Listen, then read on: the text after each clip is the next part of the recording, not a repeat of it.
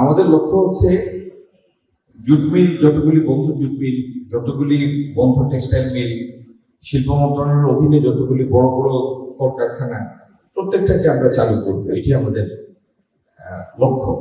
অনেকগুলি mill factory বন্ধ, তার মধ্যে চিনিকল আছে 6টা বন্ধ, বাদ বাকি যে 9টা চালু আছে সেইগুলিও অবশ্য খুব ভালোভাবে চালু এটা বলা যাবে না, কারণ প্রত্যেকটার মধ্যেই বড় বড় লোকসান আছে এবং মিলগুলি হয়েছে অনেক আগে। একটু উপরের দিকে তাকান সবাই, যদি চাল ঠিক না করে এখানে চিনি বানান তো বৃষ্টি আসতে তো এমনি সব শরবত হয়ে যাবে, ঠিক না? তো মুশকিলটা এখানে যে এক একটা প্রতিষ্ঠানের বয়স 50, 60, 70 বছর পার হয়ে গেছে। আমরা এই সরকার যারা দায়িত্ব নিয়েছে, আপনারা একটু দায়িত্ব দিয়েছেন, দায়িত্ব তো আপনাদের দেওয়ার কারণে আমরা দায়িত্ব পেয়েছি, আল্লাহর মেহেরবানি। আমাদের লক্ষ্য হচ্ছে জুট মিল যতগুলি বন্ধ জুট মিল, যতগুলি বন্ধ টেক্সটাইল মিল, শিল্প মন্ত্রণালয়ের অধীনে যতগুলি বড় বড় কলকারখানা, প্রত্যেকটাকে আমরা চালু করবো, এটি আমাদের লক্ষ্য। সেই চালু করতে গিয়ে বিভিন্ন কলা কৌশল নিতে হবে, কোনোটা হয়তো নতুন করে মেশিন সংযোজন করতে হবে, কোনোটার সংস্কার করতে হবে, কোনোটার এই যে আপনাদের মাথার উপরে যে চালের অবস্থা, এগুলির অনেকটার ক্ষেত্রে সে সমস্ত সংস্কার করতে হবে। যেখানে যেটা লাগে সেটা করেই এটাকে চালু করতে যেতে হবে। আবার অনেকগুলি মিল আছে যেগুলি এই অবস্থায় চালানো সম্ভব না, এটার জন্য বিকল্প কোনো চিন্তা করতে হবে। এরকম বিভিন্ন ধরনের মিল আছে। আমরা এই প্রতিষ্ঠানগুলি চালু করার বা এটা তো সরকারি সম্পত্তি, বাংলাদেশের মানুষের সম্পত্তি। এই সম্পত্তিটার সদ্ব্যবহারের জন্য 3টা প্রাথমিক শর্ত আমরা স্থির করেছি, যে এই শর্তগুলি প্রথমে পূরণ করতে হবে।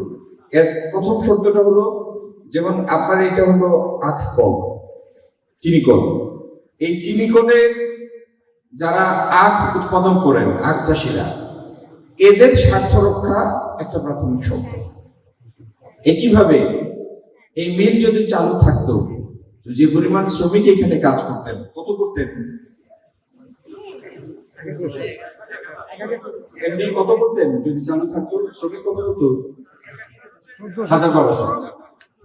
তো এই 1000 বা 1200 শ্রমিক, 1000 বা 1200 শ্রমিক, এর থেকে বহুগুণ বেশি কর্মসংস্থানের সৃষ্টি করার সুযোগ হয়তো পুরো জায়গায় নিয়ে আছে। যাই হোক, এই শ্রমিকের স্বার্থ রক্ষা হলো আরেকটি প্রাথমিক শর্ত।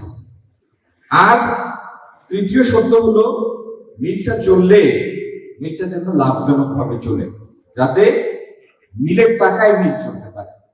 মিলের টাকায় যদি মিল না চলে তাহলে তো বেশি দিন চলবে না, এইভাবেই এই অবস্থা হবে জোর করে যদি চলে। তো এই 3 প্রাথমিক শর্ত পূরণ করে আমাদের লক্ষ্য হলো বাংলাদেশের যে কয়টা বন্ধ মিল আছে তার প্রত্যেকটি চালু করা। মিল না চললে কর্মসংস্থান কিভাবে হবে? আর কর্মসংস্থান যদি না হয়, মানুষের মধ্যে যদি বেকারত্ব থাকে, তাহলে তো টাকার সার্কুলেশন হবে না, তাই না? এক হাত থেকে আরেক হাতে যাবে না, দারিদ্রতা বাড়বে। তো আমাদের লক্ষ্যই হচ্ছে দারিদ্রতা কমানো, কর্মসংস্থান বৃদ্ধি, নতুন কর্মসংস্থান সৃষ্টি। তো আজকে মিলটা আমরা দেখে গেলাম। এই আমাদের এই অভিজ্ঞতা নিয়ে আমরা আরো বিশেষজ্ঞ পর্যায়ে আলাপ আলোচনা করে কিভাবে আগানো যায়, যে 3 শর্তের কথা বললাম, সেই স্বার্থ রক্ষা করে কিভাবে দ্রুত আগানো যায়, সেই বিষয়ে আমাদের কর্মপন্থা স্থির করব।